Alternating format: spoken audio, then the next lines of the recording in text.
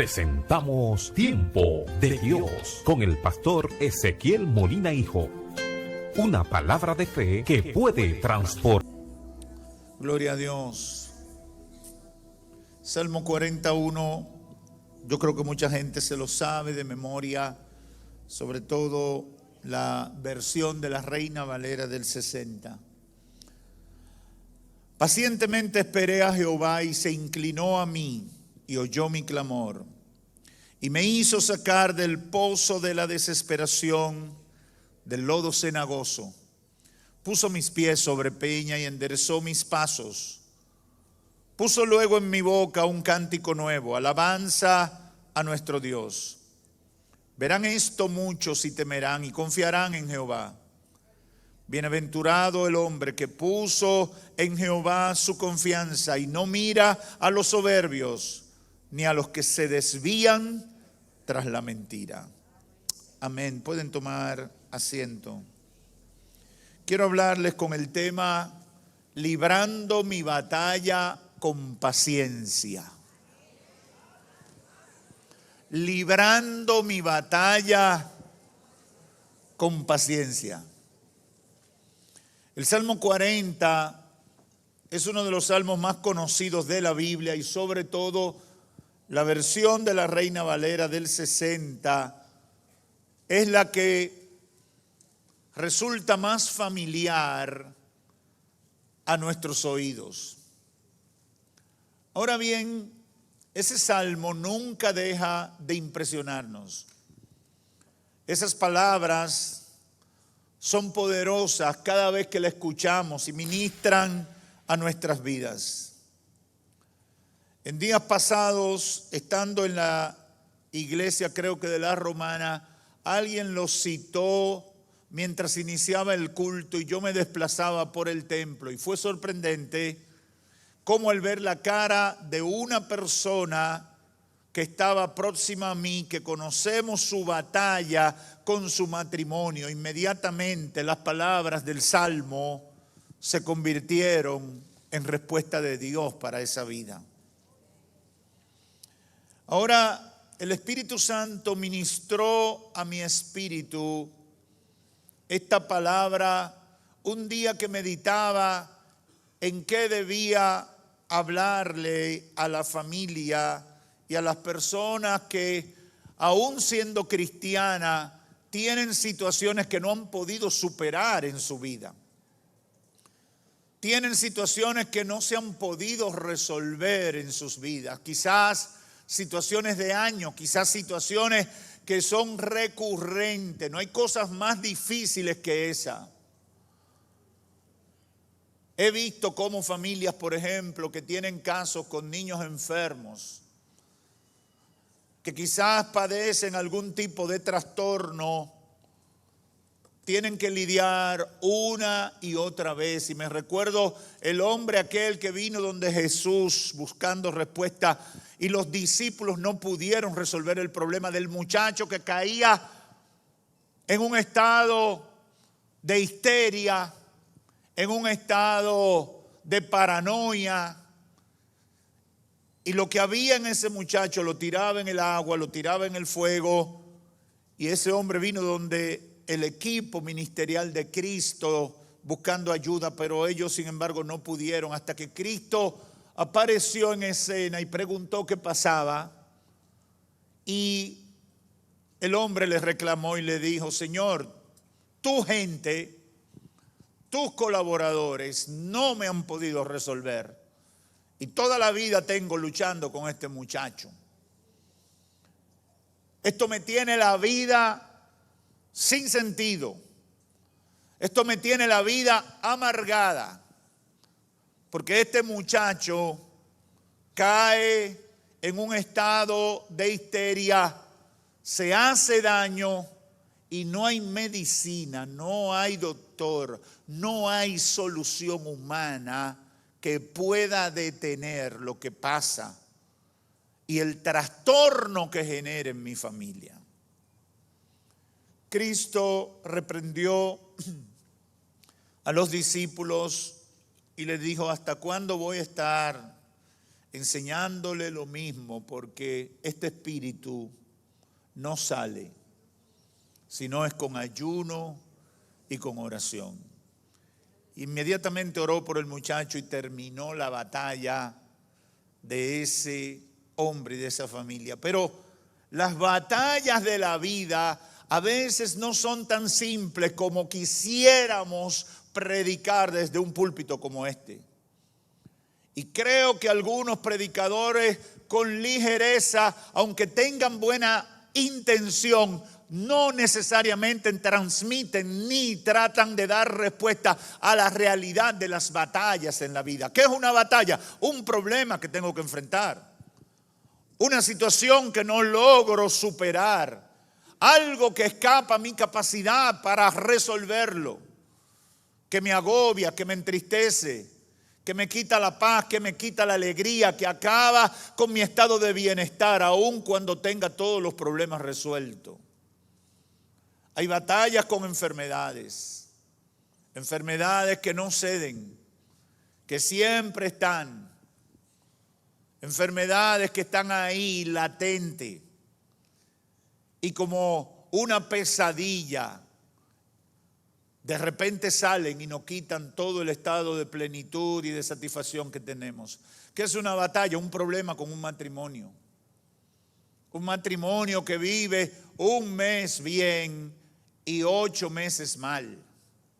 Que permanentemente hay una crisis sobre crisis, donde hay un estado de intranquilidad porque no sé qué está pasando. Está muy tranquilo, cuidado. Y si está alborotado, cuidado. Si se ríe mucho, cuidado. Si está muy callado, cuidado porque está callado. Una batalla con un hijo, con una hija que sale de noche y no sé a dónde va. Que se junta con unos amigos que yo no sé qué es lo que hacen cuando yo no lo veo. Que está conectado 24 horas al día, los 7 días de la semana con el internet. Y yo no sé con quién está hablando, ni de qué están hablando, ni qué están pensando. Que juega PlayStation con una persona a la distancia que ni sé su domicilio, ni sé dónde vive y no sé qué clase de conversación están teniendo. Y me siento atado de pies y manos porque no sé cómo enfrentarlo. Una batalla con alguien con un vicio que se roba cualquier dinerito que aparece en la casa con tal de comprar la droga, de sustentar el vicio. Una batalla son muchas cosas, pero en general son problemas con los que no podemos lidiar, que atormentan nuestras vidas, que nos quitan la paz. Y nosotros quisiéramos que Dios se lo llevara en el momento que le pedimos. He testificado que el proceso de salud que viví en el mes de marzo me enseñó muchas cosas, pero una de las cosas poderosas que me enseñó es que uno normalmente quiere que Dios resuelva nuestras batallas como tronar los dedos. Abracadabra, Señor, llévate este cáncer. Abracadabra, Señor, arregle ese hombre, arregle esa mujer. Nosotros tenemos esa percepción y creemos que ese es el método que Dios necesariamente tiene que usar para resolverlo. Y yo he aprendido y lo aprendí mayormente en el fuego de la prueba, de que no necesariamente Dios utilizará ese método y no necesariamente es el método con el cual nos conviene que Dios nos ayude. Y por eso el tema de esta reflexión es librando mi batalla con paciencia. Librando mi batalla con paciencia. ¿Por qué planteamos esto? Porque tenemos grandes dificultades al enfrentar nuestras batallas. Queremos resolver problemas de años y de toda la vida simplemente con desearlo. Hemos pensado siempre que librar la batalla debe ser algo de un tiempo corto, rápido, raudo y veloz. A veces nos aprendemos oraciones mágicas que nos venden y nos ofrecen algunos manipuladores para decirnos: cuando tú recites esa oración, tu problema va a desaparecer. ¿Por qué es tan difícil librar la batalla con paciencia? Porque queremos resolver problemas de años en un segundo. Hemos pensado en las condiciones favorables para el problema que están incidiendo en la vida de la persona protagonista o generadora de las dificultades. Probablemente no. Probablemente no. Como pastor, con frecuencia vienen a mi oficina buscando ayuda las personas para resolver sus problemas matrimoniales. Otros vienen con problemas de diferentes índoles, de salud, financieros, con las familias y de causas diversas aparentemente. Sin embargo, son problemas que representan que están muchas veces bien enraizados en la mente y el corazón de las personas. En esta última etapa de mi ministerio he estado preparando pastores y consejeros que me ayuden. Y una de las cosas que le insisto, y es porque lo he aprendido en el fuego de la prueba y de las experiencias, es que tenemos que pedirle al Espíritu Santo que nos dé discernimiento para saber qué es lo que está pasando con la gente.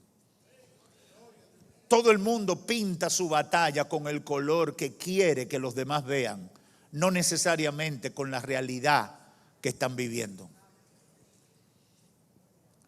Y la consejería cristiana es retada en ese sentido. ¿Por qué?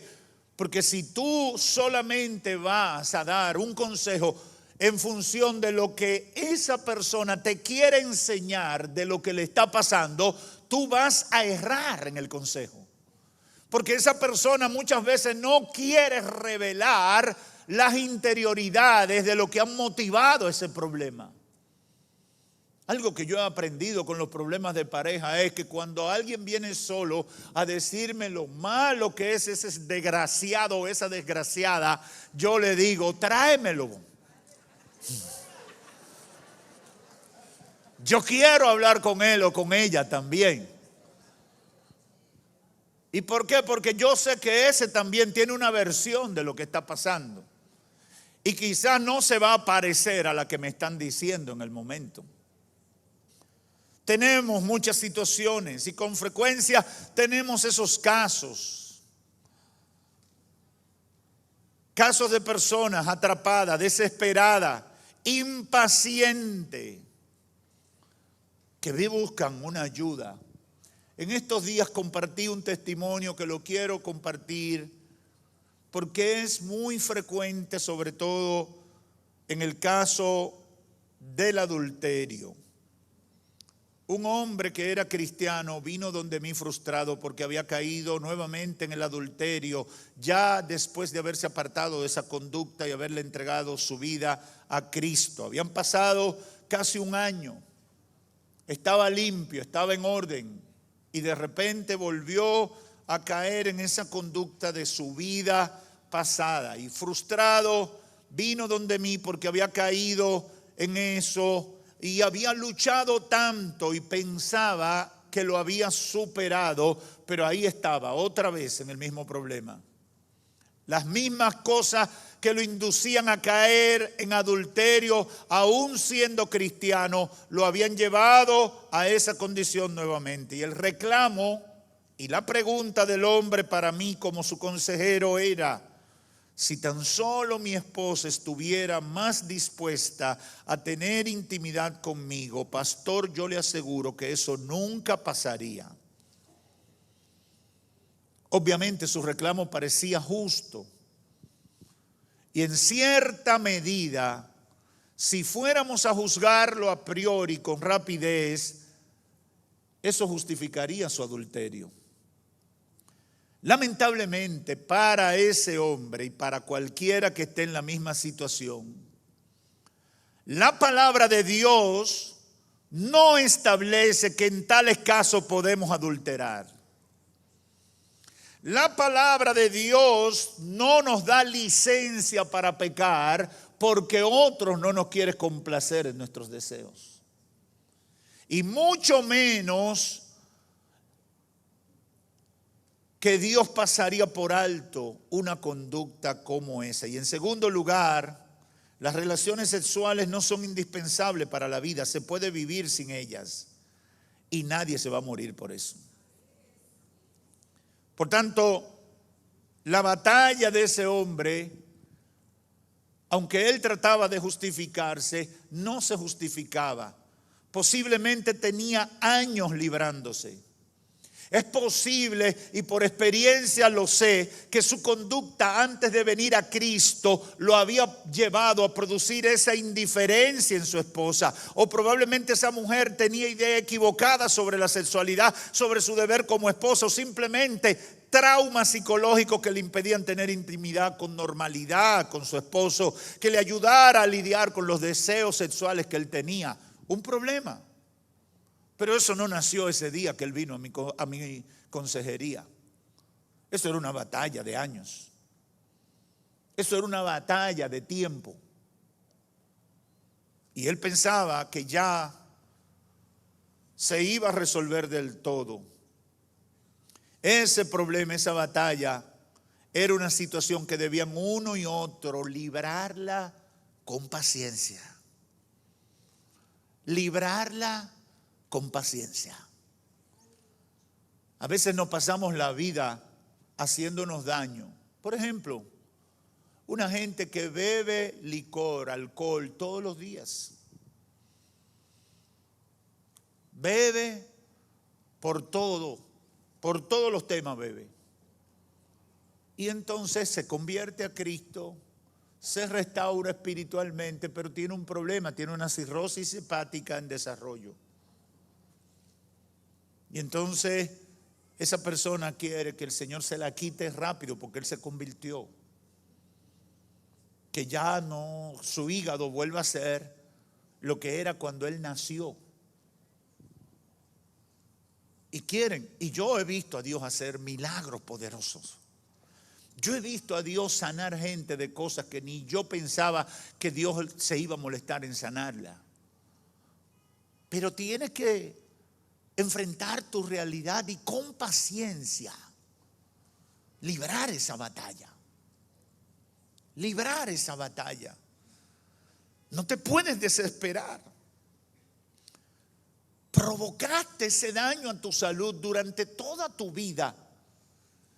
Y ahora quieres que Dios en instante ponga tu vida todo a pedir de boca, cuando posiblemente, y es lo que he aprendido en experiencia, que muchas veces ni siquiera estamos preparados para vivir la nueva vida como Dios quiere que vivamos. Tienes que librar tu batalla con paciencia. Debes librar la batalla con paciencia. Por eso, ese día que escuché el Salmo, ministró a mi vida de una manera diferente. El salmista dice: pacientemente esperé a Jehová, y Él se inclinó a mí y escuchó mi oración. Eso lo recitamos mucho, pero esta declaración por sí sola es una admisión de un proceso en la vida del salmista. El salmista está admitiendo: mi batalla no fue de un día, mi batalla no fue de una hora, mi batalla ha sido todo un proceso en que pacientemente tuve que esperar a Dios. Aleluya. Sin desespero. Él está admitiendo: no fue una experiencia de un momento, fue un proceso, un tiempo, probablemente enfrentando circunstancias que variaban, retos o desafíos a su fe, tiempos donde no sentía que la oración estaba llegando al cielo, porque pasamos por eso. Vivimos momentos así, que en nuestra batalla, en el fragor de la lucha, sentimos que la oración no pasa del techo de nuestra casa. Porque quisiéramos que el cielo ahí se abriera y un escuadrón de ángeles viniera y nos resolviera instantáneamente el problema. Pero aquí el salmista está diciendo, pacientemente tuve que esperar a Jehová. En un proceso que llevó tiempo, en un proceso que enfrenté retos o desafíos, en un proceso donde tuve que orar, a veces sin sentir deseos de orar, tuve que orar. Tiempos en que pensé que no llegaría nunca a ver la solución del problema que me atormentaba. Pacientemente tuve que esperar a Jehová. Aleluya. Aleluya. Aleluya. Y yo sé que todos nos identificamos con esas palabras porque en alguna manera lo hemos vivido. En alguna manera, en nuestra experiencia de fe, hemos tenido que librar eso porque somos humanos. Y nos impacientamos y a veces pensamos que no va a ser así. Hay procesos que Dios tendrá que permitir que se desarrollen en nuestras vidas por múltiples razones. Por múltiples razones. Dios tendrá que curtirnos en el fuego de la prueba, en medio de la dificultad. No se sacan músculos sin participar de un ejercicio. Los músculos se desarrollarán a partir de un ejercicio. Y así pasa en la vida cristiana. Así. Sin embargo, el salmista dice, y él se inclinó a mí. Esperé pacientemente a Jehová y él se inclinó a mí. Es decir, me prestó atención y escuchó mi oración. Y hermanos y amigos que me escuchan, no podemos tener dudas que desde el mismo momento en que él le pidió ayuda al Señor, su oración fue escuchada y la atención del Todopoderoso fue real ante su pedido. Pero en su declaración, él lo enfoca desde su perspectiva. Porque los seres humanos no podemos, por mucho que querramos, no vamos a enfrentar nuestras situaciones desde la perspectiva divina. Dios la ve desde su perspectiva, pero nosotros lo vemos desde nuestra realidad. Nosotros somos humanos y todavía no hemos sido transformados ni llevados a la naturaleza transformada con que vamos a vivir en la eternidad. Mientras estamos aquí, cuando hablan mal de nosotros, nos duele. Cuando nos dicen palabras ofensivas, nos hieren. Cuando el dolor aprieta, gritamos. Yo le decía a una persona de la familia que sufrió un accidente y se fracturó una parte. Digo, ¿y por qué has llorado tanto?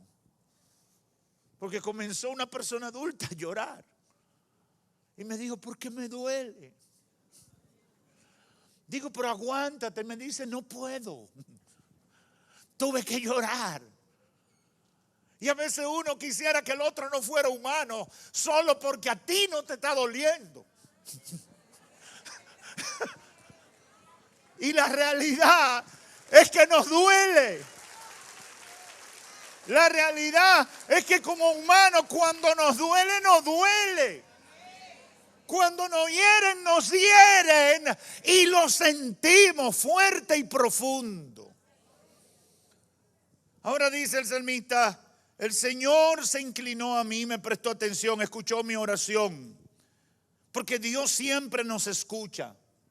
Dios siempre nos presta atención. El problema es que los criterios de Dios, como predicaba esta mañana, no son los criterios de nosotros. Las opciones de Dios no son las opciones de nosotros. Los recursos de Dios no son los recursos de nosotros.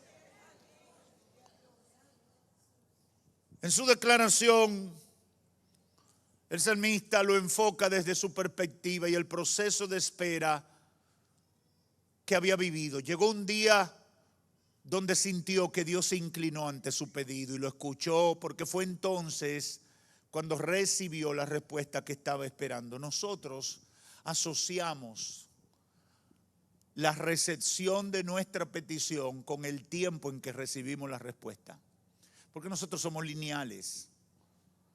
Hola, nosotros esperamos hola. dame, ¿qué esperamos nosotros? Que nos den inmediatamente. Eso no dice que vamos a solicitarlo ni vamos a esperar. No. Nosotros pedimos y lo que queremos es ya. Y más en este tiempo que ahora la comida ni siquiera la queremos cocinar. Queremos que se cocine sola y rápido.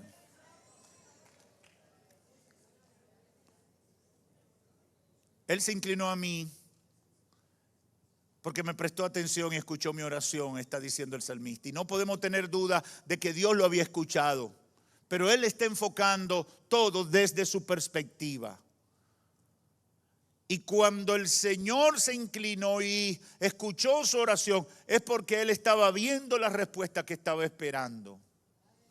Algunos exégetas dirán que nuestra interpretación es muy libre. Pero si continuamos con los versos siguientes del Salmo 40, nos vamos a dar cuenta que no es descabellada la interpretación que hacemos. El salmista dice en el verso 2 que en el proceso cayó en el pozo de la desesperación y en el lodo cenagoso.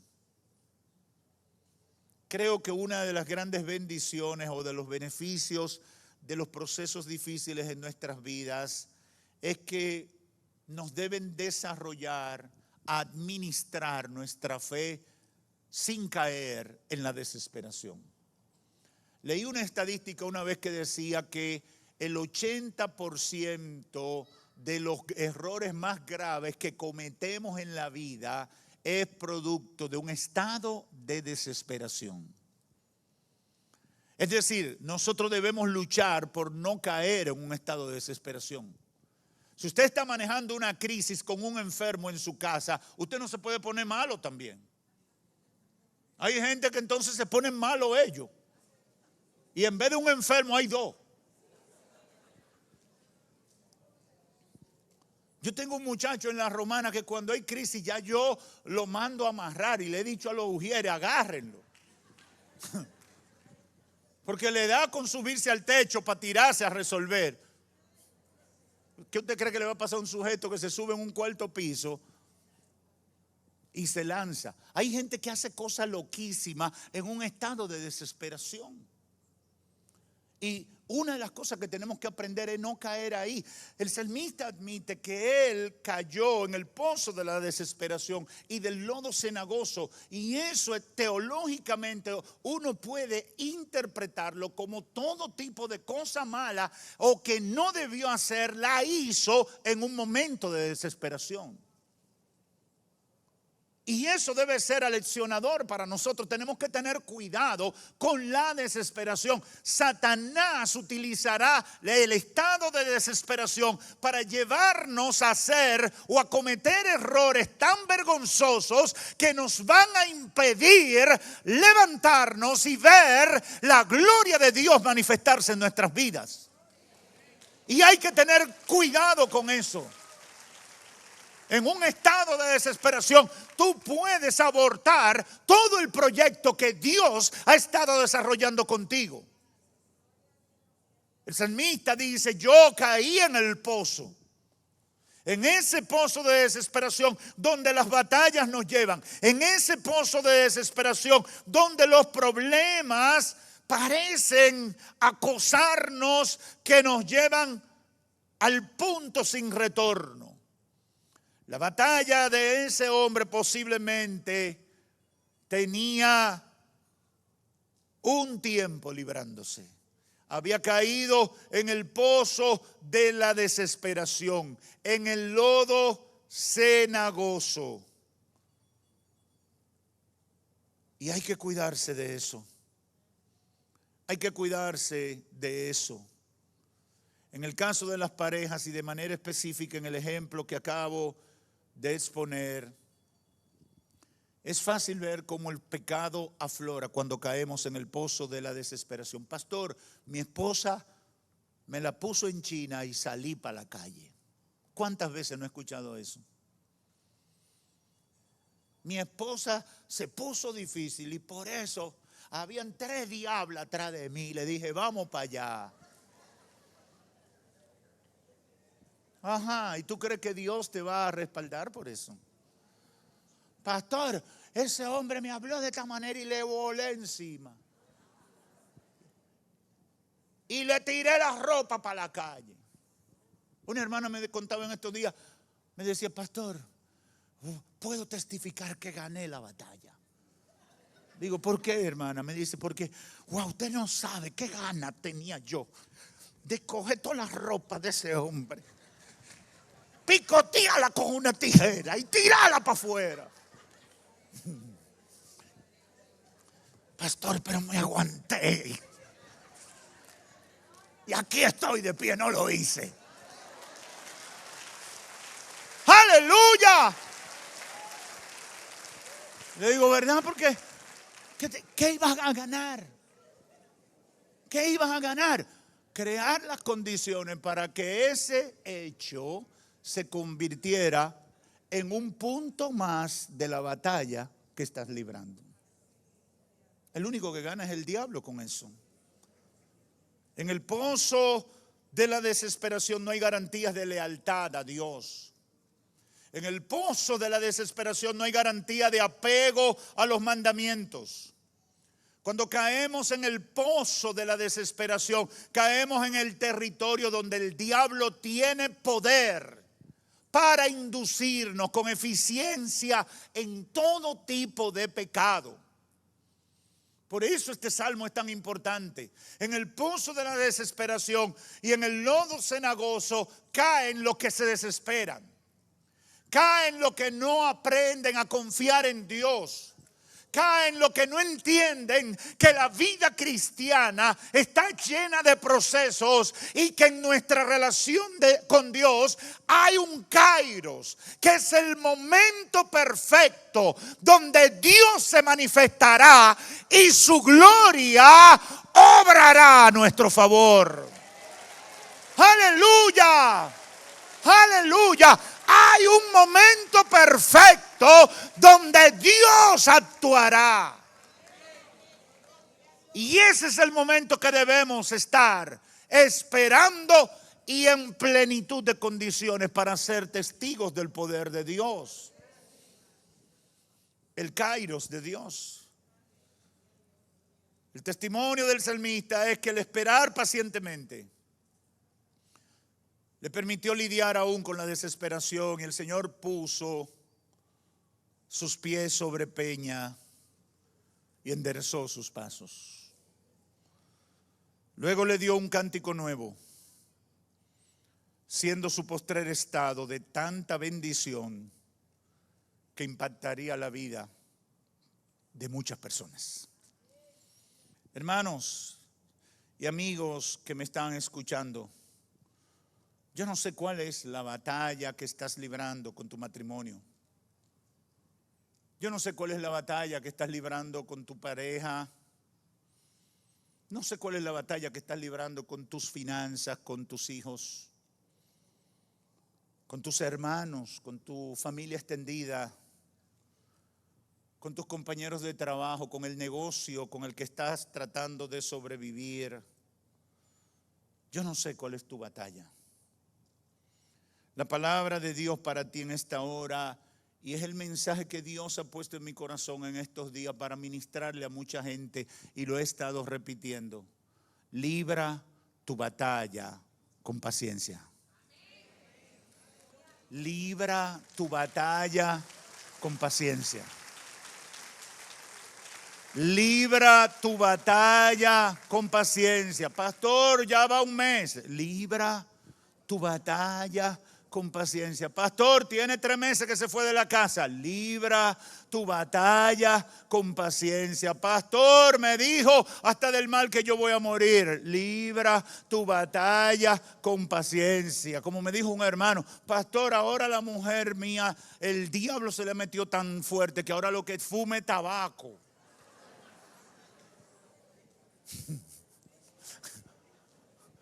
Digo, pero un murciélago lo que tú tienes ahí.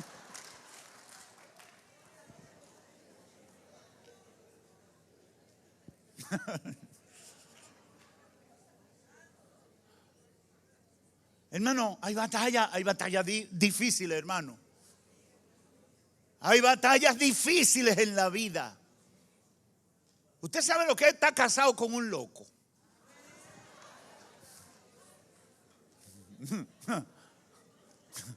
O con una loca. Es una cosa terrible, indescriptible. El Señor me ha dado esta palabra: libra tu batalla con paciencia. ¿Qué significa eso, pastor? No te desesperes. Libra tu batalla con paciencia. Hermano, ¿cómo está? Ayer hubo sangre, pero estamos de pie. Hermano, ¿cómo está? Ayer se levantaron los infiernos, pero estoy de pie. Hermana, ¿cómo está? Tiene una semana tranquila, pero en cualquier momento se desarbolea. Pero estoy de pie. Tienes que librar tu batalla con paciencia. Esta no es una carrera de rapidez. Esta es una carrera de propósito. Aquí no se te está evaluando por comenzar o llegar rápido. Aquí se te está evaluando por terminar. Como dijo el apóstol: he acabado la carrera, he guardado la fe, por lo demás me espera la corona de la vida. Cuando Dios te llamó con propósito, y el propósito de Dios es que tú cumplas y alcances la meta. Aleluya. Yo no sé cuánto entienden esta palabra. Tienes que correr con paciencia. Con paciencia. Con paciencia.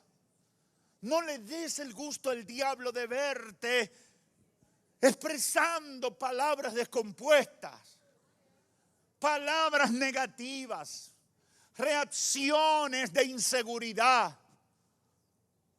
Alguien me escribió antes de ayer, me dice: pastor, estoy cansado ya, yo no sé si le creo a Dios.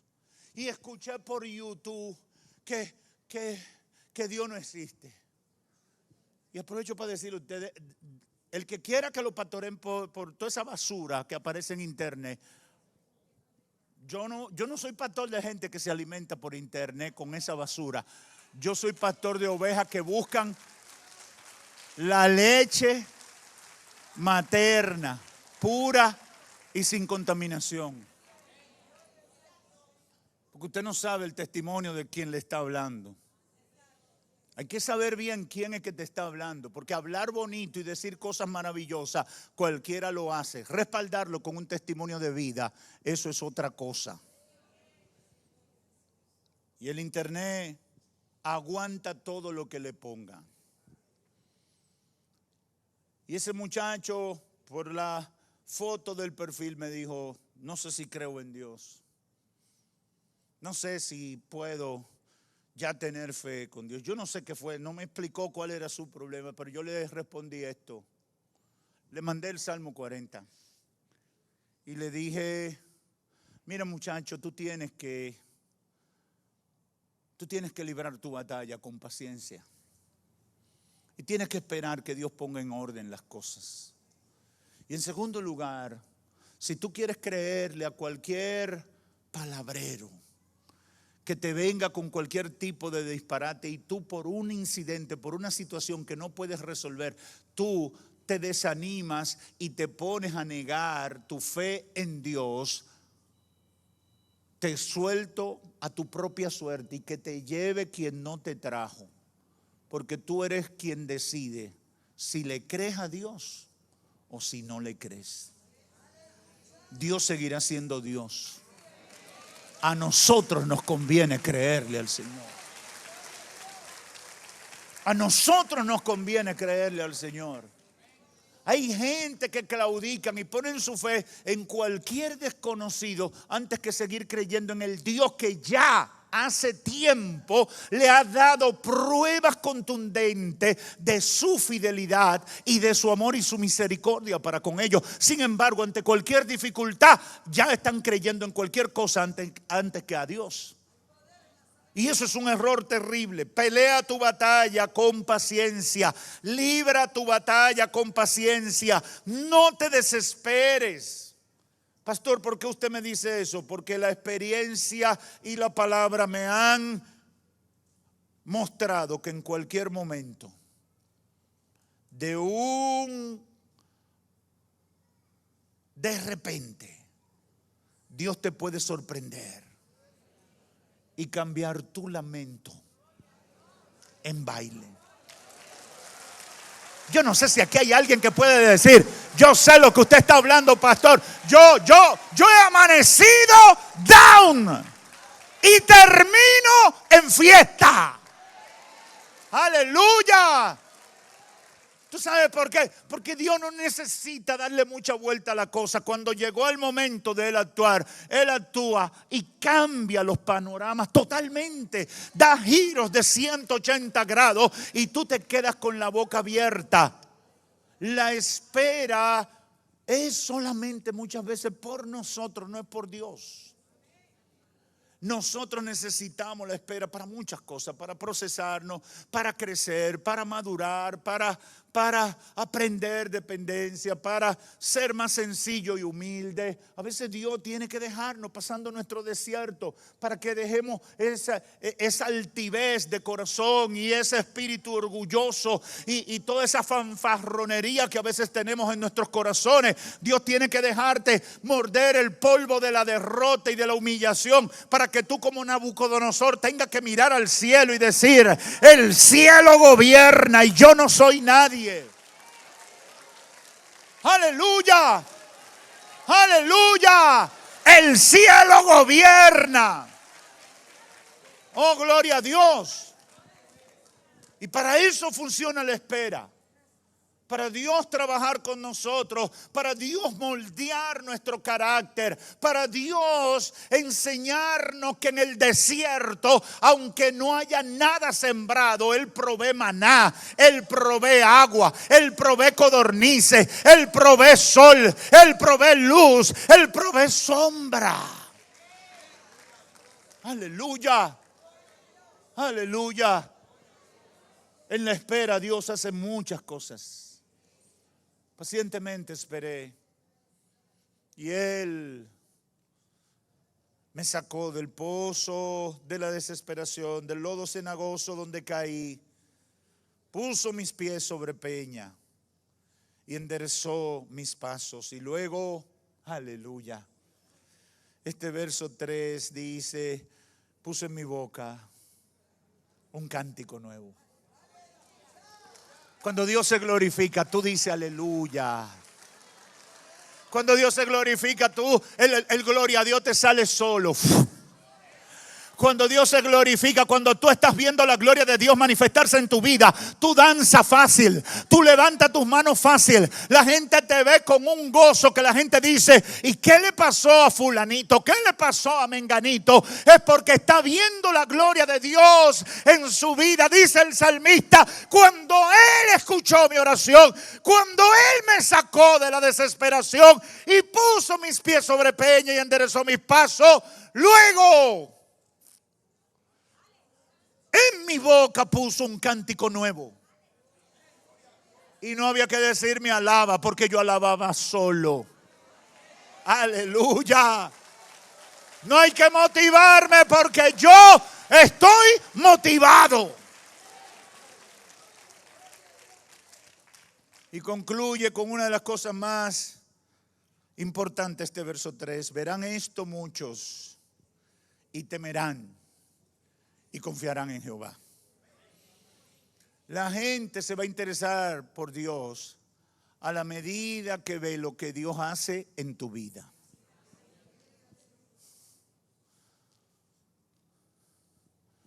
No quiero dañar la atmósfera, pero hay gente que me ha dicho: ¿y por qué Dios no salva a mi familia?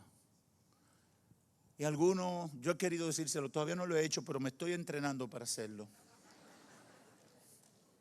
Porque tú murmuras todo el mundo en la iglesia. y vive diciendo que esa iglesia no sirve, que ese pastor te tiene harto, que esos diáconos, que esos servidores, eso. Y como tú hablas tan feo de las cosas de Dios y de la iglesia, ¿cómo tu familia va a querer? Ahora, si tú todos los días dices y expresas un cántico nuevo, aleluya. El Señor me bendijo el martes, pero hoy domingo yo sé que Dios me va a dar una bendición mayor. Cuando tú cantas y llegas a tu casa cantando y alabando al Señor por lo que el Señor hizo, por la palabra que escuchaste, por el cántico que te ministró, la gente dirá: yo quiero de lo que esa persona tiene, yo quiero vivir como ella vive, yo quiero que Dios haga conmigo lo que está haciendo con ella. Verán esto los demás y temerán y confiarán en Jehová. Y termino con el verso 4. Bienaventurado el hombre, dichoso el hombre que puso en Jehová su confianza y no mira a los soberbios ni a los que se desvían tras la mentira. Somos dichosos al tener a un Dios como el Dios de la Biblia, al cual le servimos. Somos bendecidos por poder clamar a un Dios que nos escucha y que nos responde y tiene poder para obrar. Somos bienaventurados. Aleluya. Somos bienaventurados.